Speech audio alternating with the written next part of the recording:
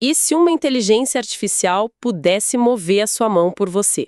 Olha, a primeira reação a uma pergunta dessas é quase sempre um instinto de defesa muito claro. Não tem como, né? Sim, porque ceder a governança motora para um sistema externo soa como uma violação da nossa autonomia mais fundamental. A nossa mente corre direto para um cenário distópico, tipo aqueles roteiros de ficção científica onde a tecnologia sequestra a agência humana, sabe? Com certeza. Mas o motivo de estarmos dissecando essas fontes hoje, nesse nosso mergulho, é que esse cenário deixou de ser hipotético. Exato. A tecnologia está aí. Pois é, um protótipo funcional capaz de fazer exatamente isso acabou de ser construído em um ambiente de hackathon no MIT.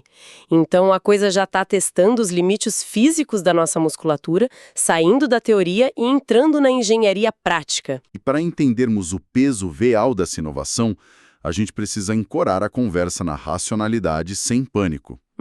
Olhar para a arquitetura do que foi criado. O que estamos observando é a consolidação física de uma tese central.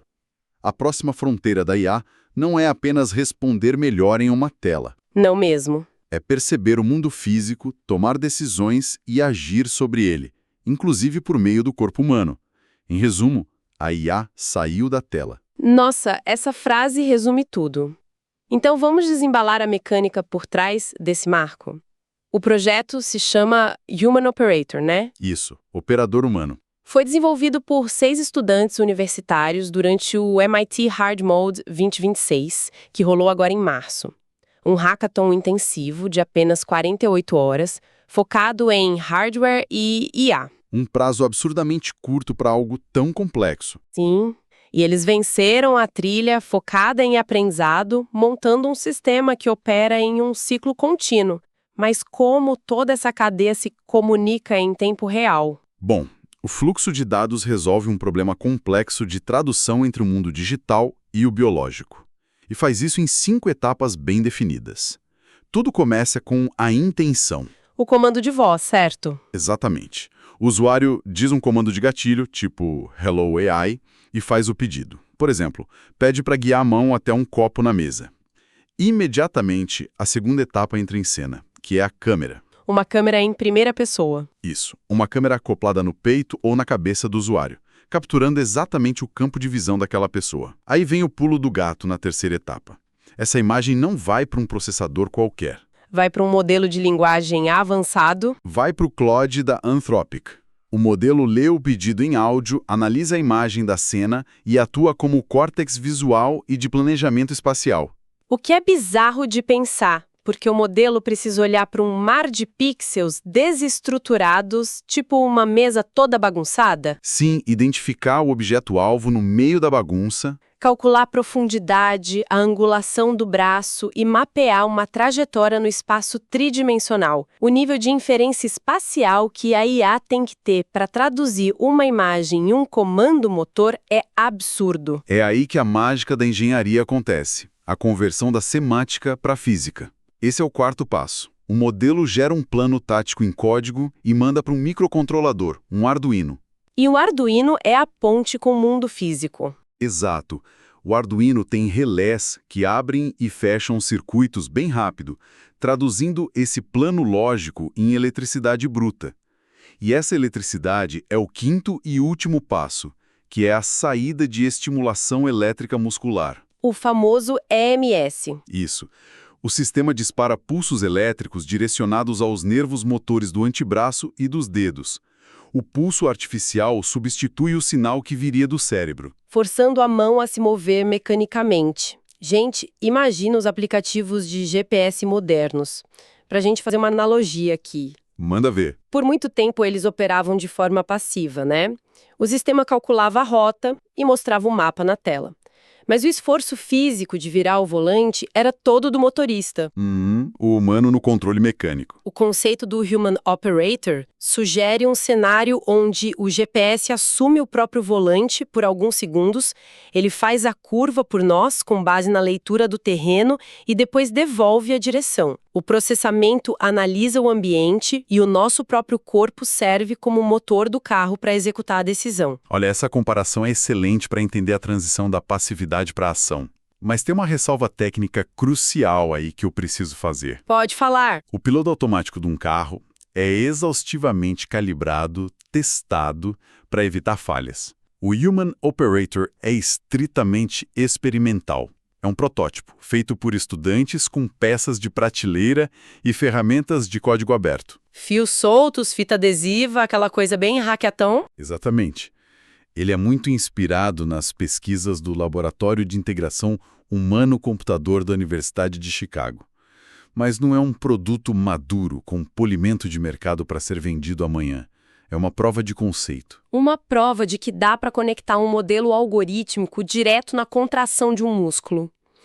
E essa colisão nos obriga a olhar para um guarda-chuva de pesquisa que laboratórios como o MIT vêm explorando muito, que é a Embodied AI. A inteligência artificial incorporada, exato. É a busca por dotar agentes algorítmicos da capacidade de habitar e interagir com o ambiente físico, com uma inteligência que parece muito com a humana. Juntando percepção, linguagem e planejamento, tudo junto. Num ciclo ininterrupto. A diferença estrutural é gigante. A IA generativa responde. A IA incorporada percebe, decide e age. Sabe o que eu acho mais louco nisso? É que a evolução das nossas interfaces ganha um capítulo bem drástico agora. Como assim? Historicamente, a gente sempre interagiu com máquinas por barreiras físicas rígidas, né? Cartões perfurados viraram teclados gigantes, depois veio o mouse, o touch nas telas de vidro. E mais recentemente o comando de voz. Sim, mas sempre teve uma ferramenta no meio entre a intenção humana e o computador. Agora, essa tecnologia sugere pular o intermediário. A interação vai direto para o sistema nervoso. O corpo começa a virar interface. Essa frase é perfeita. O paradigma inverte. O nosso organismo biológico deixa de ser só o operador que aperta o botão e vira parte da infraestrutura de hardware por onde a informação corre. Mas, sendo um pouco cética agora, eu acho que quem acompanha a gente também deve estar pensando isso. A estimulação elétrica muscular é super antiga. Sim, medicina esportiva usa muito. Fisioterapia, né? Dispositivos dão choque para evitar atrofia em quem está acamado ou recuperar atleta. Então, a gente está basicamente conectando um hardware dos anos 80 num servidor na nuvem. O que tem de tão novo? A dúvida é super justa. E o ponto é que a aplicação isolada da corrente elétrica não é novidade nenhuma. O aparelhinho do fisioterapeuta é cego. Ele só obedece um timer analógico para forçar a contração. Ele não sabe o que o braço está fazendo. Exato. O salto de inovação do Human Operator é a consciência espacial. Quando você injeta o modelo de visão-linguagem no circuito, o choque elétrico deixa de ser cego. Ah, o sistema entende o ambiente em tempo real. Ele reconhece a diferença entre um copo de vidro super frágil e uma ferramenta pesada de metal. Ele processa a força e direciona o choque exatamente para aquele objetivo. O corpo se transforma num copiloto físico da máquina. E os testes que eles mostraram no hackathon ilustram bem isso. Foram vários exemplos práticos onde a mão humana respondia sem a intenção da pessoa. Aquele vídeo da mão acenando sozinha é impressionante. Sim, a mão acena para alguém no ambiente só por causa do áudio captado.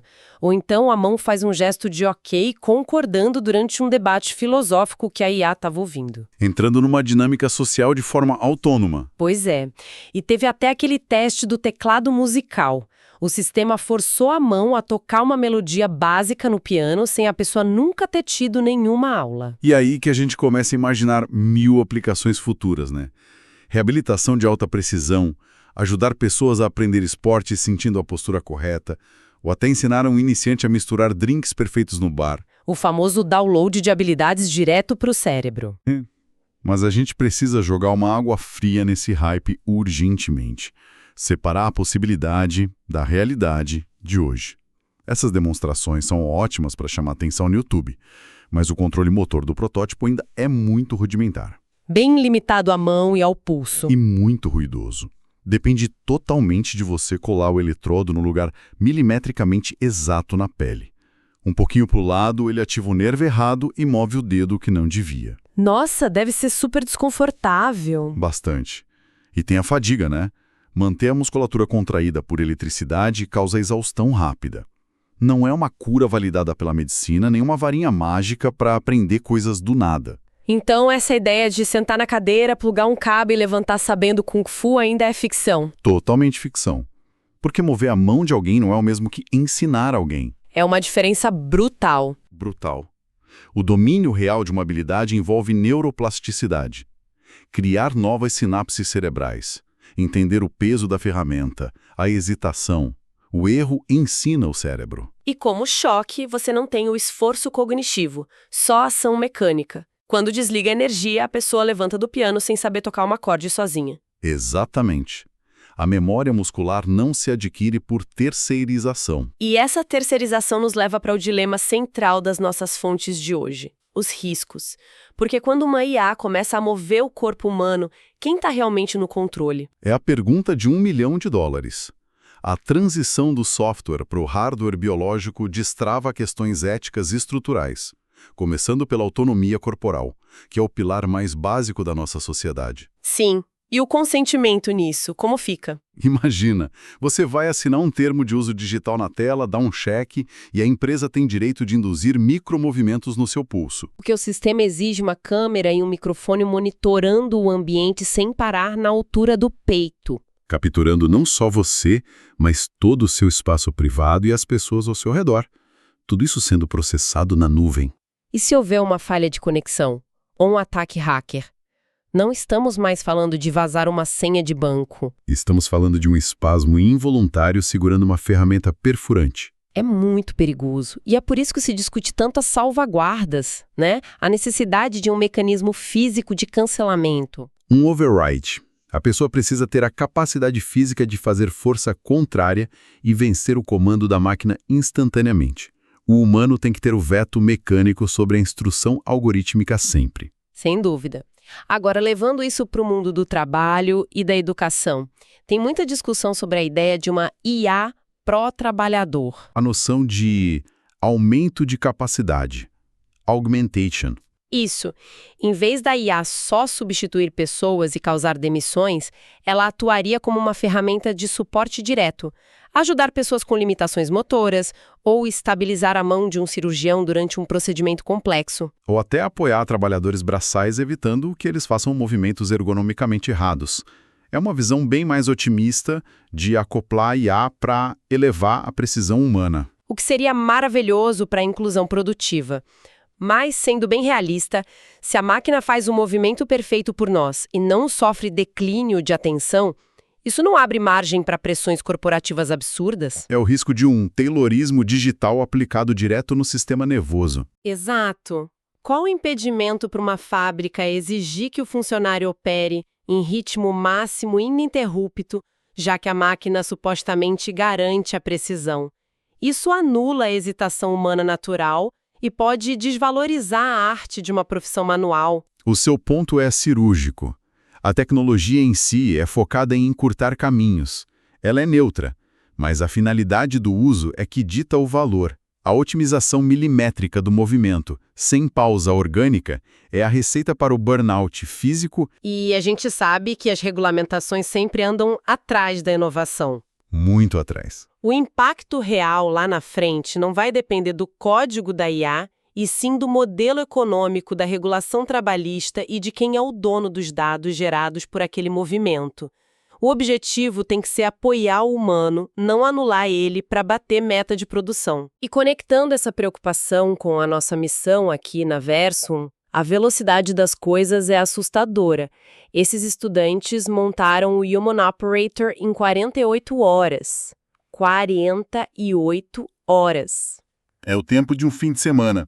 Isso mostra como hardwares de prateleira misturados com modelos de fundação abertos ganham forma física numa velocidade que a lei não acompanha. Não mesmo. E é por isso que é tão vital a gente democratizar o entendimento disso agora, na fase de protótipo e fio exposto, antes que essa tecnologia chegue como um produto cotidiano embalado numa caixinha bonita. Entender essas escolhas de design e essas dinâmicas sociais hoje é fundamental, porque entender a infraestrutura de hoje é ter poder sobre o nosso futuro amanhã.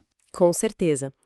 Bom, para amarrar esse nosso mergulho super denso de hoje, qual é a reflexão final que a gente tira dessas fontes? A reflexão é tentar olhar um pouco além do alarde. O Human Operator talvez não seja o produto que vai mudar o mundo amanhã de manhã.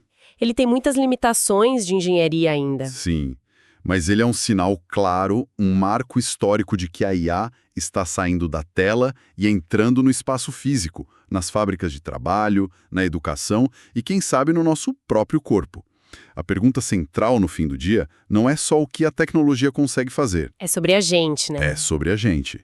A pergunta não é só o que a tecnologia consegue fazer, mas que tipo de relação queremos construir com ela. Reflexão perfeita para encerrar. Bom, e para quem nos acompanha e quer continuar desconstruindo essas tecnologias que já estão moldando o nosso futuro, baixe o app gratuito da Versum. Isso aí. Entra lá na nossa comunidade para aprender muito mais sobre inteligência artificial, Web3 e inovação sem aquele tecnicismo vazio. Um abraço para todo mundo e até a próxima análise.